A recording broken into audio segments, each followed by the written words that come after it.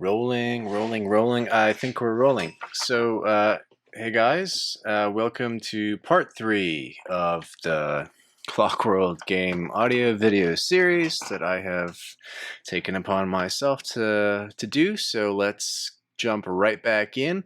Last time in part 2, I started digging into some music finally in the main menu of the game.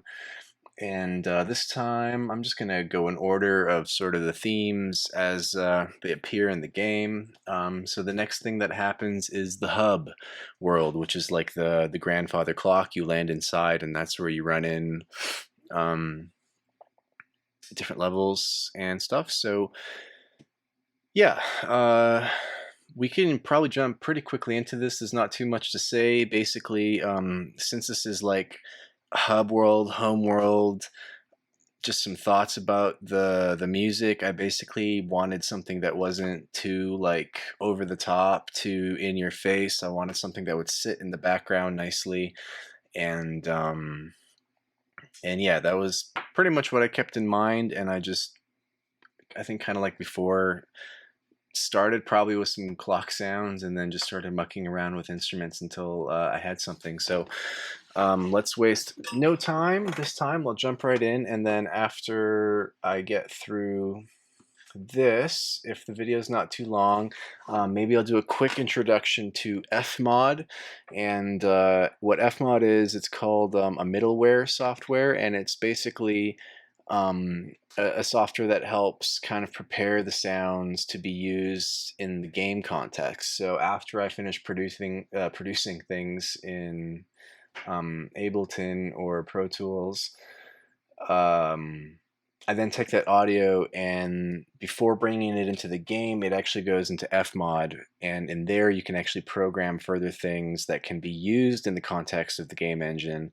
And I'll give you a quick introduction to that and probably dig into it a little more in one of the next videos. But for now, let's go into the session. I have the theme for Hub World open, and this time maybe I'll just start by playing the whole thing. It's about just under 2 minutes long, and it loops, and then yeah, we'll dig into the tracks and see what's going on. So this is Hub World.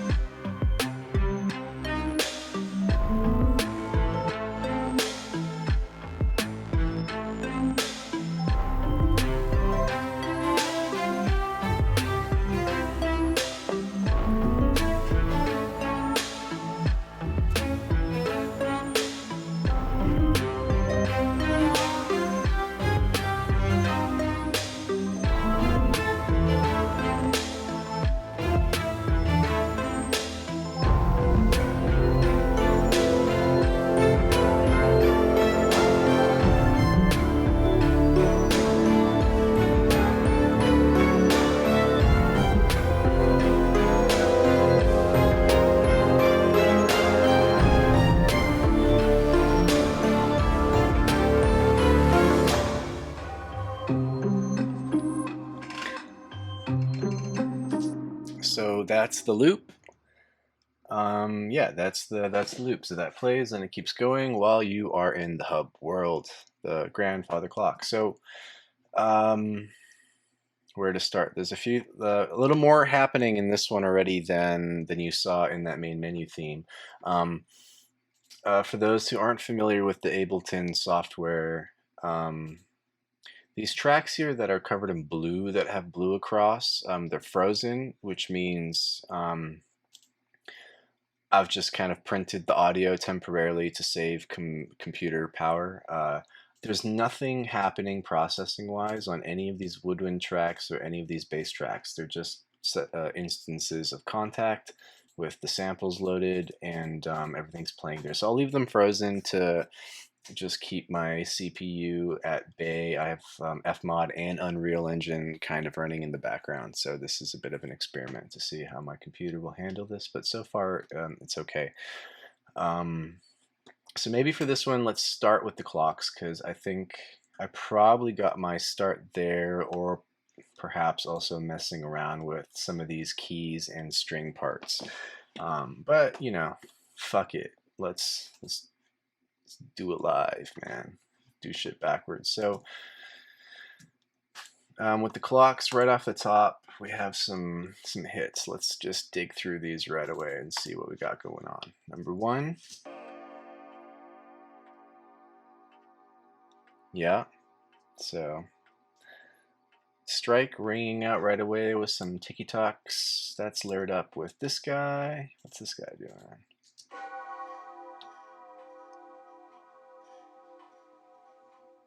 Those two might be the same sound, just pitched differently. I probably would have done it beforehand, but I have the first one panned a little to the left, the second panned to the right. Together they give you a nice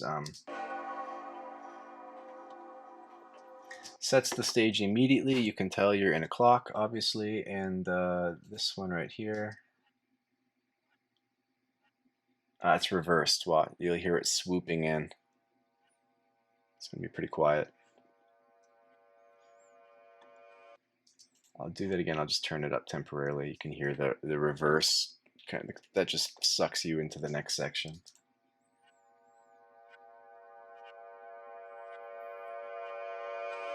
Right. Next is all the way down here. And there's no real, I don't think there's any effects on those. Those are already printed out. This one. Mm-hmm.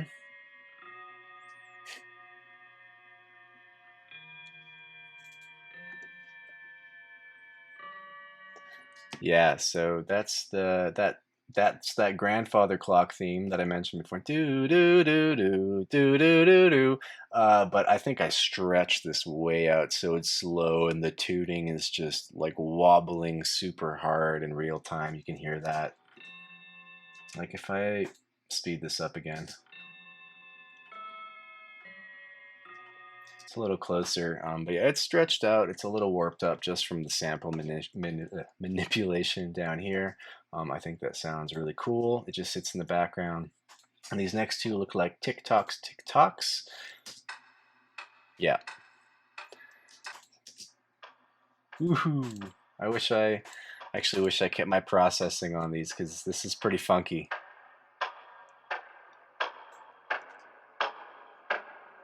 Oof. Oh, that's nasty. I love it. I probably just took this first one and beat it to death with some cool effects until it turned out sounding like that. So together, you know, off the top you have, sounds like we're in a clock, right? And then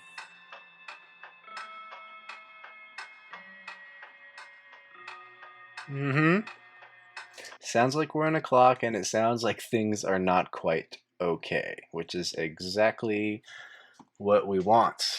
Probably could have left it there, written no music, and it would have functioned, but that's not fun.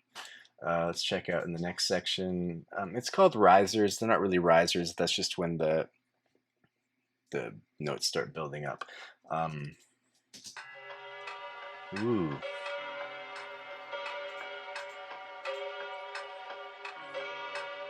There we go. I left a little bit of my processing on this guy, but as you can see, it's kind of similar to what I showed you in the last video. Saturator, here, I'll turn it all off. This has two things happening. I'll just turn this whole effect rack, saturator. So by itself, this clock sound is like, that's a great sample. It's super lo-fi and kind of dirty already. I mean, it's printed down from the rack, so I probably already fucked it up, but then I'm further fucking it up. So with the saturator, I'm adding 15 dB of just analog clip drive. I'm attenuating by -10 here, so it's kind of going to stay the same. A little bit of width. If you listen, yeah, it just brings it out more. This audio effect rack, which by the way, if you make music and you don't use Ableton, that's totally fine. I used Pro Tools for like 10 years before I ever touched Ableton, and I still use Pro Tools for a lot of things, mainly live instrument recording. If I'm recording live instruments or vocals or something, I still prefer the workflow for like editing and like doing really precise, like classical engineering sort of duties. Ableton, I have come to prefer for like any MIDI or sample-based production because the workflow is just fucking incredible. And the audio effect rack is one thing that I just love so much because, I mean, I'll get into these macros and shit later because that's super powerful, but the fact that I can split my signal, you see it has two chains here. That means I have I duplicated, I have two copies of the same signal, which is everything that's coming after the saturator. And then in one chain, I'm adding this chorus effect, and then the other chain, I'm adding this auto pan. And you can add as many chains as you want, and this is really useful for parallel processing, which if you're not familiar with the concept, you basically have like your dry signal, which dry means like non-affected, and then you can just duplicate it and put like a reverb on one and a phaser on another and whatever, and then bring those in at their own individual volumes, which is fucking cool. Because if you want to do this in Pro Tools or like I think most DAWs, you either have to create a bunch of new send tracks to send that out to, or you just have to create a bunch of duplicate tracks. You'll have like, a bunch of copies of your track, and then your sessions get really messy and big, and it works, but this is just awesome to be able to combine everything into one rack. You can save later and bring back, that's the other thing about Ableton. If I create this if I spend all day working on an effect rack, I can hit save. It goes right into my user library. I call it Yasha's awesome sauce rack or whatever the fuck. And then I can drag that back down. I'll move myself up here maybe. You can drag that back down or reuse it, as many times as you want. So you only have to build these racks once, and you save them, and then you have them forever, and it saves you so much time, especially when you're processing things similarly regularly, which I know you do on things. You can save your vocal chains, you can save your drum buses, you can save like everything. It's fucking incredible. Get Ableton. I'm not sponsored by them or anything. I just love it. So anyways, yeah, in the sauce rack now I have the chorus, 100% wet, very slow, and just a little bit. So let's listen to this.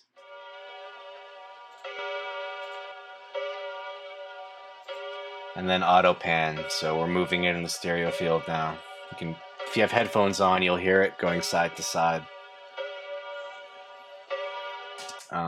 My trusty black hole that I showed you last time, 36% mix, pretty casual standard settings, no pre-delay. I want it in the background.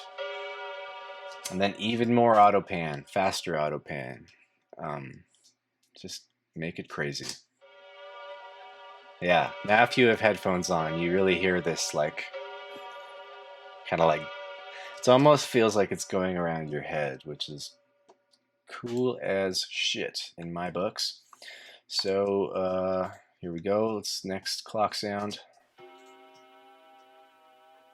I think this is the same as that one, but I've pitched this up. So like you can see how much mileage you can get out of one sample just by alternating the pitch and the speed, like it's fucking crazy. Okay. This one. Ooh. That's a cool sound. See some ticks coming.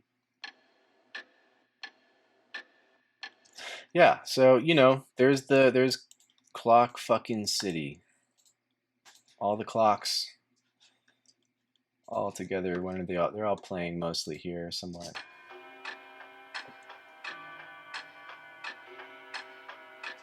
The goal is to sound like you're inside a broken magic clock, and I think we're on our way there. So I think the next thing that got this going was, yeah, probably these string parts. So I have the strings here split up into two groups, and I think they're kind of doing the same thing, but in the first half they're spiccato, yeah, and in the second half staccato. So a different sound, different articulation. So let's see what we got going on here. I'll leave the clocks on. No, I'll turn the clocks off. Let's just go to these strings. We start with the cello and the, well, it starts with the viola doing this.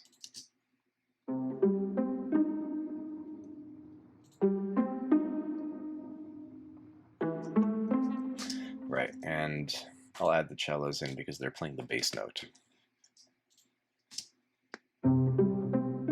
Yeah,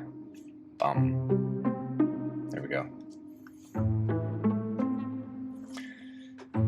And then the violins and the bass join here. Bass just big note on the bottom, and these violins are going to do.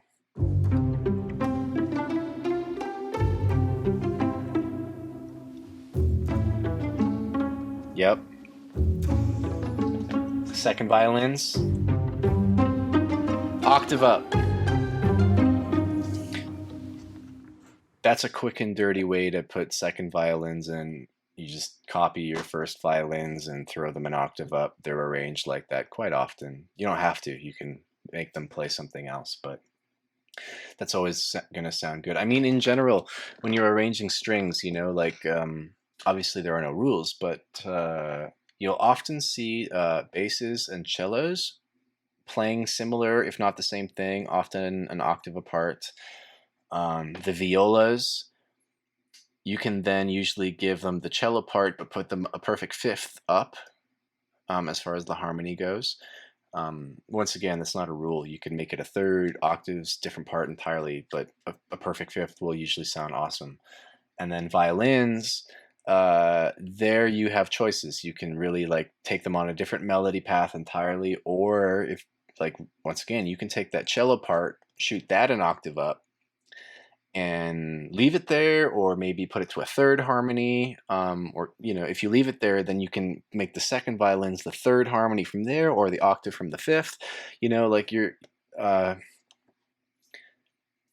if you build these sections in terms of like perfect harmony intervals, and then you know play with your thirds and stuff in there, you like can't go wrong. Like it's gonna sound good.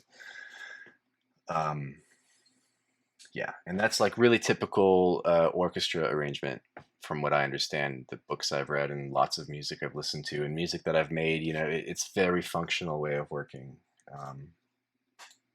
Yeah, anyways, I'll just keep going because this basically finishes and then you can see they start playing up. So let's play it from here.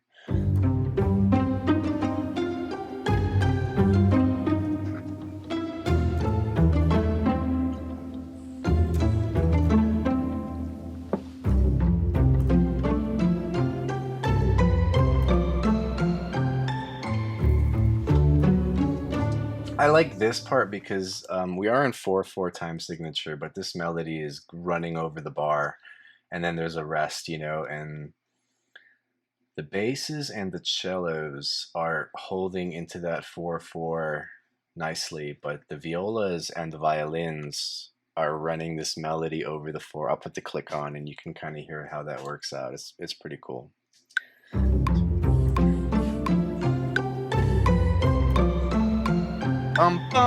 Those 2 extra notes.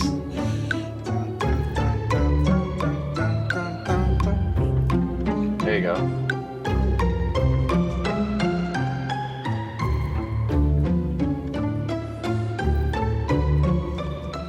And it'll land back on the one there. I'm doing some effects. I'll get to the the effects on these, but I'll just show you quickly that the second half, these strings then are doing the same thing, but as I said, they're staccato, so they're actually, I think, bowed. You know, spiccato is like a pluck, whereas these are bowed short notes. Hope to God I don't say any of this shit incorrectly, because I'm doing this shit live. I'm not editing these much, so if I say something on the last video, I was like tuning. I was like looking at the tuner on those bells, and I like had it at 441 hertz, thinking that was sane. For some people, they think that they think that's how the universe like TikToks or something. But 440 is standard, right? It's just a momentary lapse. I digress. There you go. Short notes.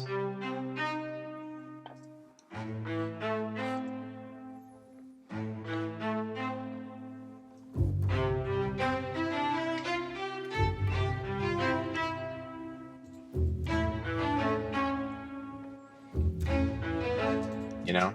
And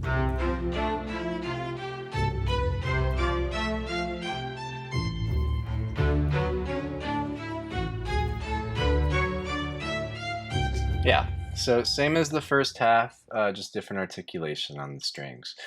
And, you know, I could have had them play on the same tracks and switch the articulation in Contact, but, you know, fuck it, man. Extra tracks. I want to have 1,000 tracks, so I gotta do it this way. Processing wise, you can see there's a similar chain going on a lot of these. The EQ is changing, but it's basically like the sound is coming out of Contact. I have one of my awesome audio effect tracks that I can save and use later. And so there's an EQ, there's a multiband compressor, and then a regular compressor. And yeah, I just thought these spiccato sounds needed a little bit of control. I think they were a little too much all over the place. Like if I check this viola, for example, this also has some delay on it, and a saturator that's turned off, so I'm not using it. I'll just delete it for now. So if I take off this rack of stuff, okay. I mean, that sounds pretty natural. Doesn't sound bad in any way. But watch, once I start adding this stuff in, I think it's going to come to life a little bit. Maybe play from here. Yeah, the EQ first. I don't want anything below 100. I'm taking out this, what is that, 600 hertz. I'm adding at 1.2K, and I'm rolling off after 8K, so this shit I'm getting rid of is like honk, honk, honk, that frequency. I don't want that. Sounds nicer without it. If I pull it, you know, cleaner, and then 1.2K is just going to be a little presence. It's a little honky, but you know, there's a thing, you know, when you pull down a frequency somewhere, it's often nice to kind of push up afterwards a little bit. A lot of old analog equalizers kind of do this automatically just because of the way the electronics work inside, and I personally like the sound of that. You know, when you dip, I like to have a little bit of a bump almost after. It's like adding a resonance peak there, you know. And yeah, you know, I don't need anything after 8K. It's not much happening anyways, but I'm just cleaning it up to leave space for other things because there's more going on in this mix. So I did have to clean up a little more. Okay, so let's go multiband dynamics. It's just a compressor giving me some control over all the frequencies, and then a more just kind of general control it. So I didn't, you know, I wanted these to all kind of work together as a unit, not too much flippy flop around. Yeah, I don't think I need to go over all these because I'm pretty much doing the same thing. I mean, what was it, C6? I added another multiband compressor on this. Just compressing the shit out of everything, man.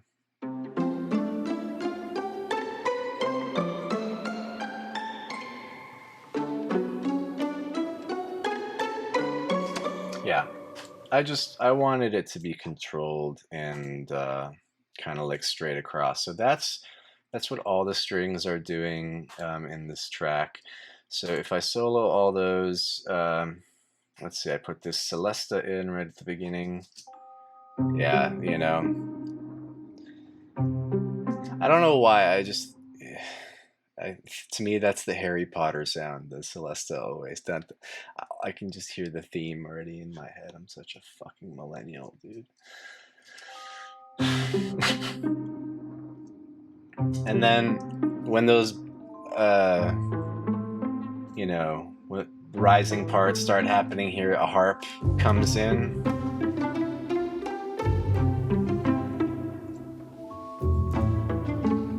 You know, light.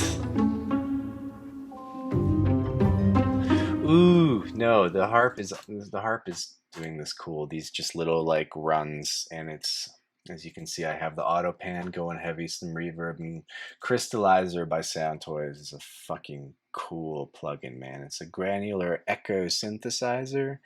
Um, I love it. I use it on lots of stuff. But check out what the harp is doing. I recommend headphones because it's doing a lot of crazy shit. So you'll hear that come in. Just it suddenly makes things feel a little more mysterious in a cool way. Uh,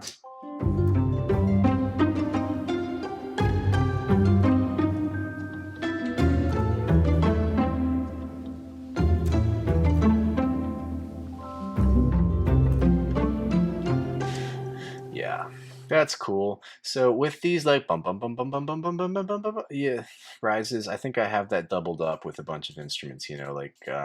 Like I did in the main menu theme. This stack of the marimba, xylophone, another Celesta, glockenspiel, and the triangle. You know, that's just gonna make everything sound more. More is more, right?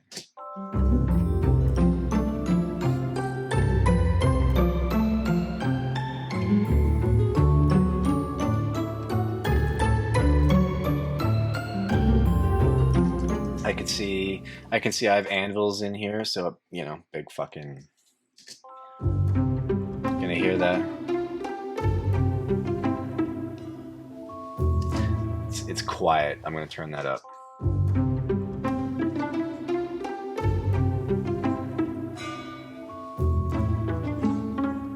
Right? Imagine a big fucking dude in the back just ready, like with a hammer.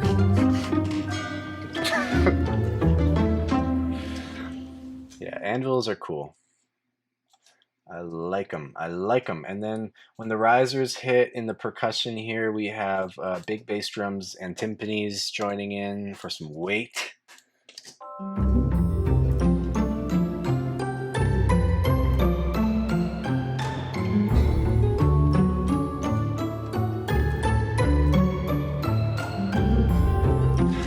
And actually on this bass drum, it's got like the high, like clack, boom, I think, right? Yeah, I don't know why that first one doesn't sound out, but you'll hear it here, right? Mm-hmm. Nice and mean. Timpanis, I'll turn them up. Sound, what are they doing? I think it's a roll, probably. Yep, very nice together.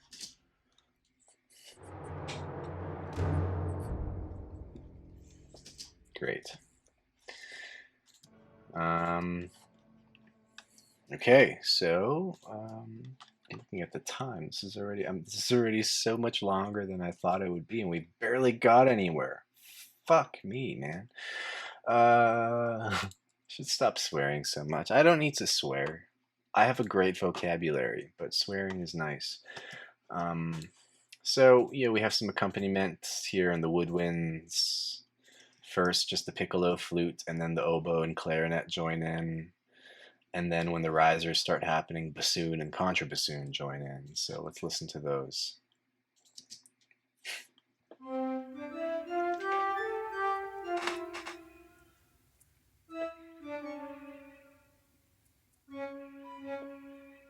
Hmm.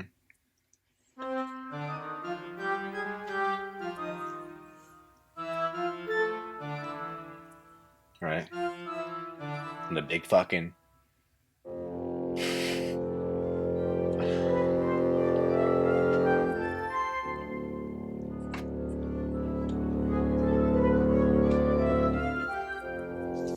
Yeah, so those are, those lines are doubling everything else. Brass joins in at this point. We got trumpets, horns, trombones.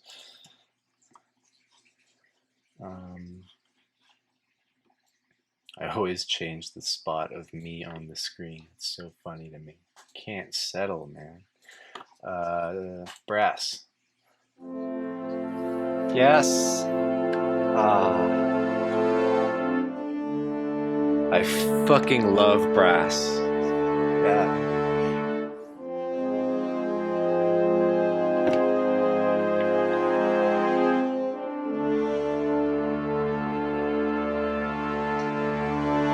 Yeah. And you can hear the swelling and stuff, so there's gonna be probably yeah, I'm like I was talking about with the strings and stuff on the last track, I'm programming in the dynamics and the expression. Portamento. Those might have found their way in there by accident. But definitely the dynamics, to get those swells. Because if you just play those samples on a keyboard, they won't sound like that. They'll just come in fucking full, guns blazing, blah. So,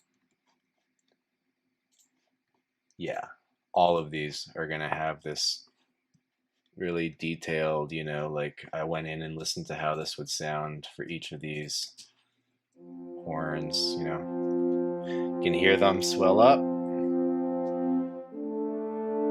down, back up, lower.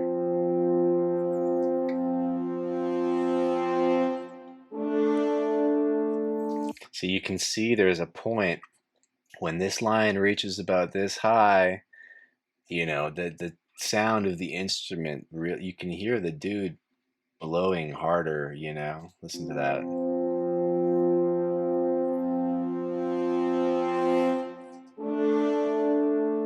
And it's going to ramp right. Yeah. So I would say that kind of programming attention is like essential if you're programming brass and strings and yeah. So okay, we covered everything. Nope. Bass. The sub has nothing yet. That comes in the second half. Strings, no, we covered strings. I'm going to get rid of this giant block down here. Synthesizers. Some more synth stuff happening. So for the first half, we have these two arpeggio. I have labeled them, so let's listen. Let's go here. Yep. I think I made this on Serum. Right, pretty important for this one. The other one, the automation is important here. This really, it starts quiet and starts coming in. These are some plucks, and I would have had the filter opening up. You'll hear it as it gets louder. The filter was also, so you'll hear the saw come in more.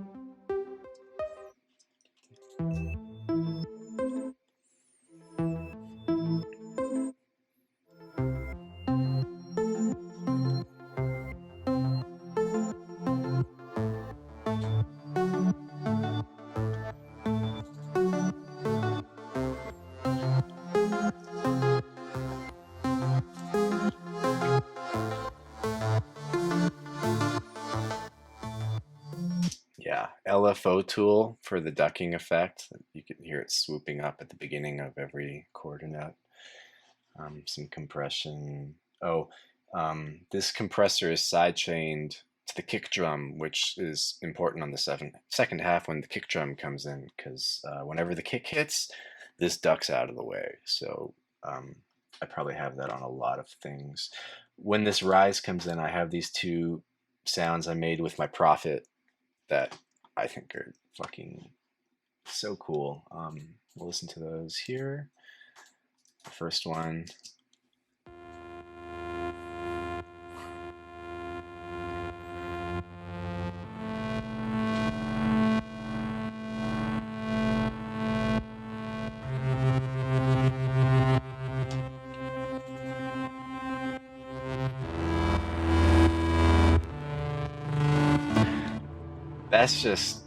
That's just nasty. And you can see like this rack goes on for miles. I'm just beating the shit out of this sound, you know, like if I here, I'll group these all together so I can turn them off quickly. We got a limiter to just squash the dynamics a bit.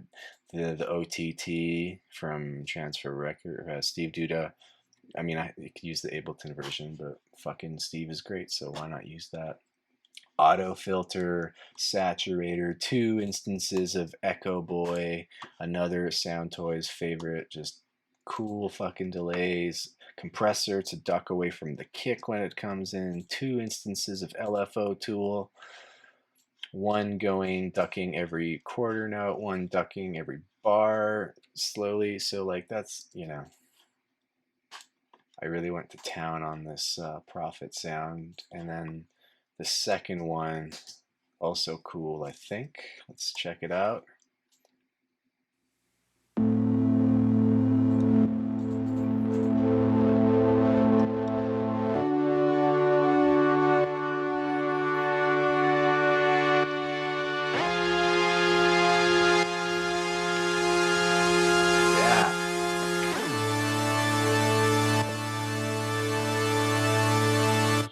Yes, yes, I was probably inspired. Actually, I shouldn't finish that sentence for a few reasons, so I won't. But Mr. Crowley, maybe that a little bit for one reason or another. Together, these are just dope as fuck. And on this one, it looks like I copied over a lot of that chain from the first one and then added this ill stereo glue from my boy Ill Gates. I mean, yeah, this is one of his racks. And what he did was took the time to program basically a glue compressor that reacts individually for the left and the right channels instead of together. So if something on the right channel triggers the compressor, the whole sound doesn't get ducked, only the right half of the sound gets ducked. Really nice little rack to have. Thank you, Ill Gates, Dylan, for that. And if I put all these synths together,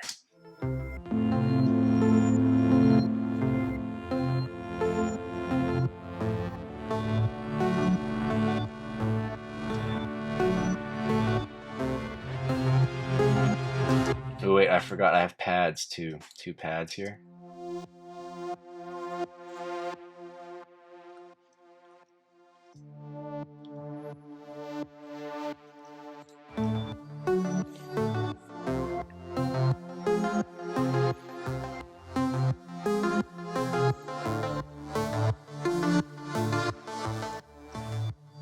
Yeah, I love that, you know.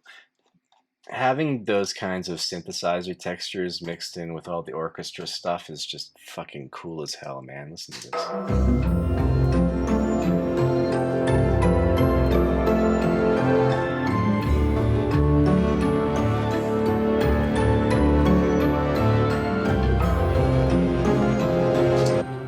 Love it. Love it. So when the second half hits, so we're repeating sort of the theme, as you can tell, you know, as I showed you with, you know, those strings and stuff in the beginning, but now just more stuff is happening. A drum, you know, some drums kick in. We have a kick drum.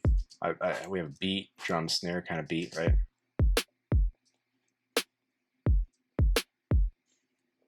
I have this second snare, which, if I turn off the effects, actually, is like this. Ooh, yeah, it hits hard, but I actually used the second one to blow it out into a room, right? So without the effects, it would sound like this. It's on every that second snare gets that one, every second snare.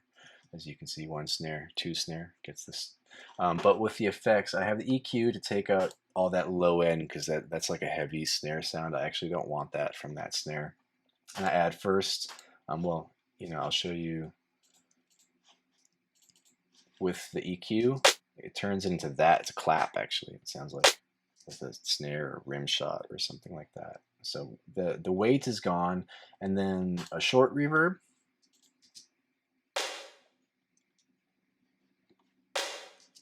%, so it's like it's in the room now. It's like not right in your fucking face anymore. And then a longer reverb after that. So 650 milliseconds on the first one, 2.5 seconds on the second.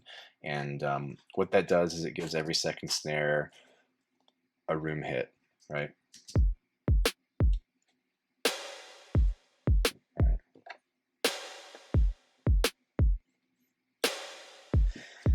And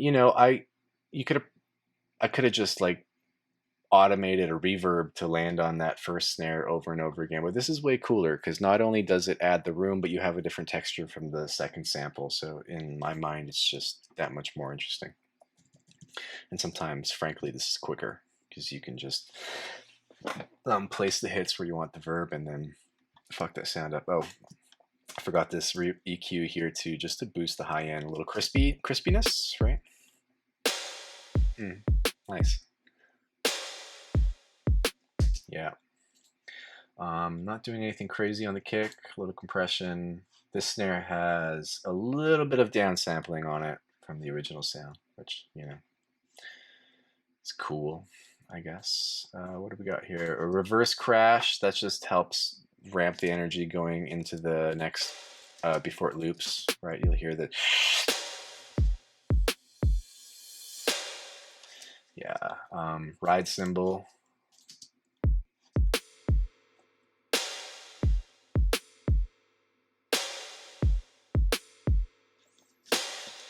So those are like some program drum elements with bass drum, orchestra drums, gong drum, piatti, which is like cymbals, right? There we go. There's a bell on this first hit. Yeah.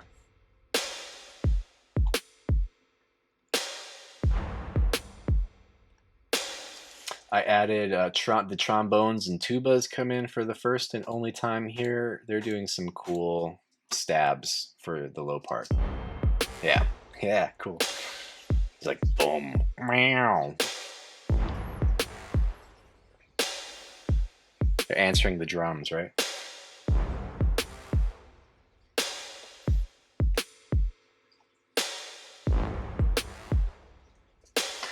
Very, very nice. And when the riser section hits in again, I got the orchestra drums galore coming in. Timpanis, Darwin ensemble. That's Albion stuff, right? Taikos. I love taikos, man. Listen. Put all the taikos in.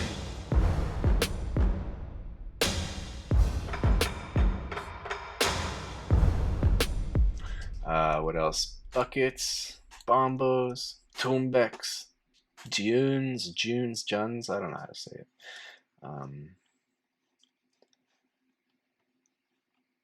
Yeah, and the triangle, because fucking I love triangles and all that percussion now in that second half,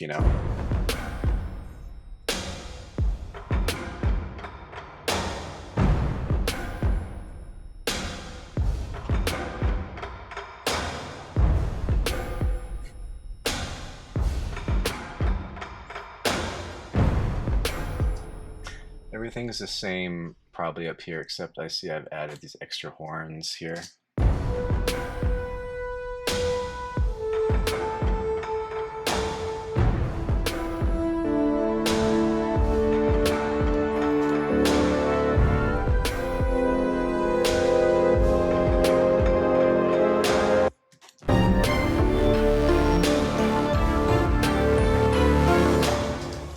mean, you can see I just left things undone here because fuck, this should be over here too.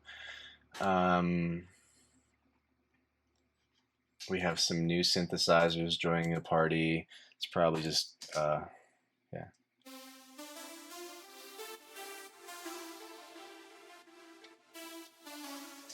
Just following that you know, that theme that all the other instruments are already doing. Synth pluck. Yeah.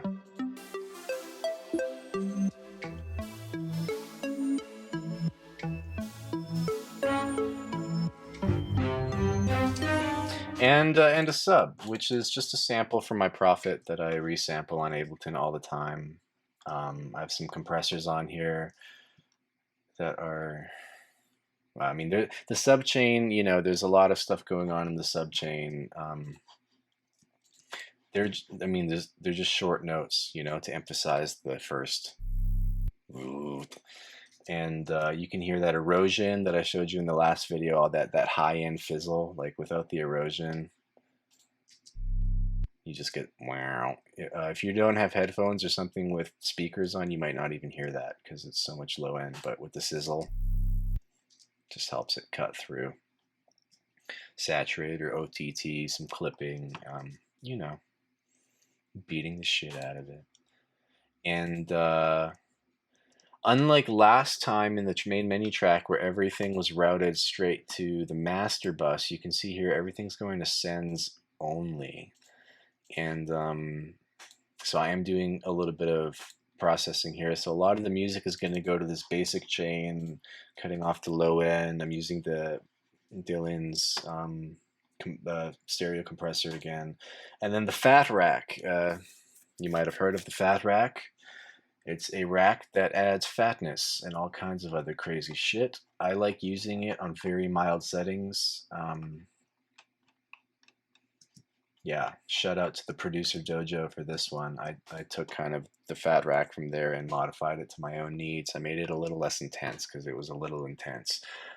B is just a hall, is a reverb that I'm sending some things to, but everything that gets sent to A gets sent then to C, which is got some compressors on it that are side chaining from the kick and side chaining from the snare. And what that means, if you don't know, is every time the kick drum hits, everything else is going to get ducked behind it. And the same thing a little bit with the snare. You can see this in action if you watch the GR's gain reduction, you watch these meters, that's how much is being taken away from everything but the kick and the snare that's getting put into that.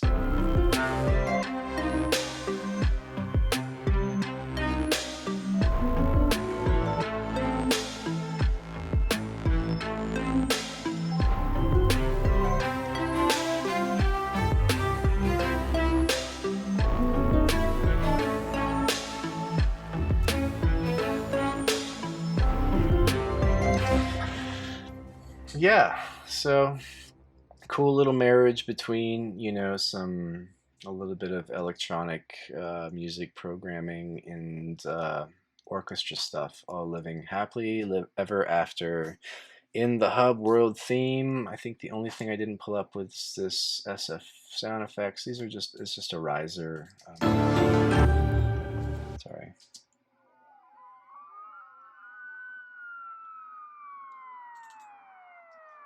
Black hole. You can hear that fucking echoing forever. I love it. That's just some vibey ambience shit. You hear it like wailing out in the background. It's cool, right?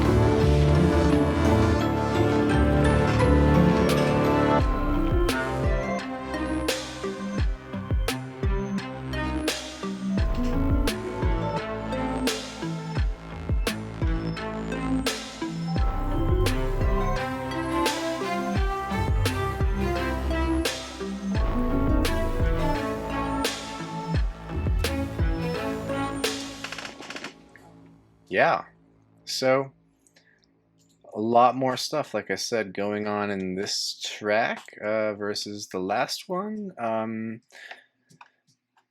I hope I covered it kind of enough. I'm sure I could spend all kinds of time going through every single one of these racks, but I mean, the concepts are mostly there. All these compressors on these strings, like I said, are just smashing them into uniformity. So, you know, there's enough stuff happening that I want everything to sort of sit in their own place nicely. A little more EQ, a little more crazy effects going on, maybe too much.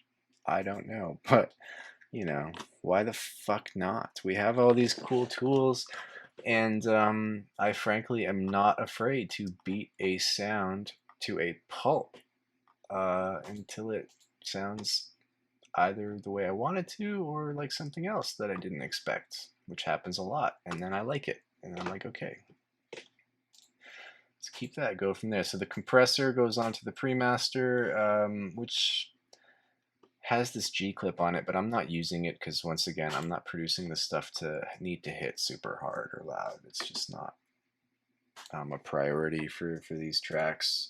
Same chain on the master bus, making everything below 130 mono, a little bit of compression, a little bit of limiting. It's not going to be much.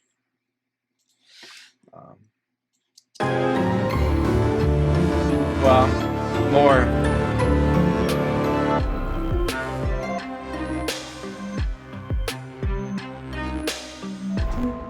Yeah, so it's just taming it right at the loudest part of those swells. It's chopping it off. Okay. All right, cool. Yeah, I don't think there's much else I need to show. I mean, there were some things going on in this synthesizer. This is basic stuff, I think, you know. It's just a very lush, you know, like super saw with a little bit of compression, the phase mistress. I like sound toys, can you tell? I love sound toys plugins, man. They're so good. Yeah. So phaser, a little slow, the crystallizer, which adds that crazy.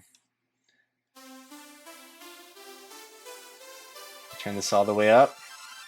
It's doing this fucking crazy shit, right?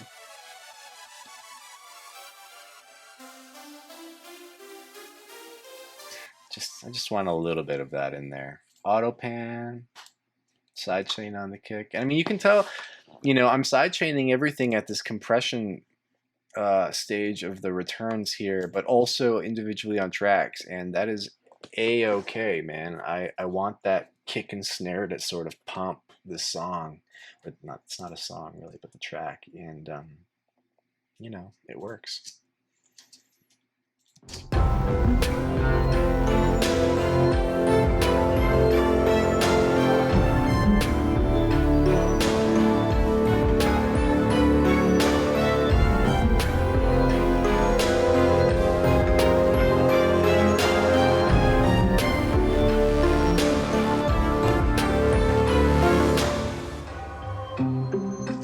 And it loops nicely.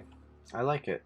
So yeah, I think I'll probably stop there. I went through everything that's in this one. I'm probably not going to go into F mod on this video actually now that I look at it, because I'm almost at an hour's length. So I'll just chop this off here. I'll save F mod and implementation probably for its own video after I cover the tracks. After this, I have level 1 music, level 2 music, boss level music, and sound effects for the game, which is, you know, a whole thing onto its own. So I hope you enjoyed that. I hope somebody might learn something one day from all of this, maybe.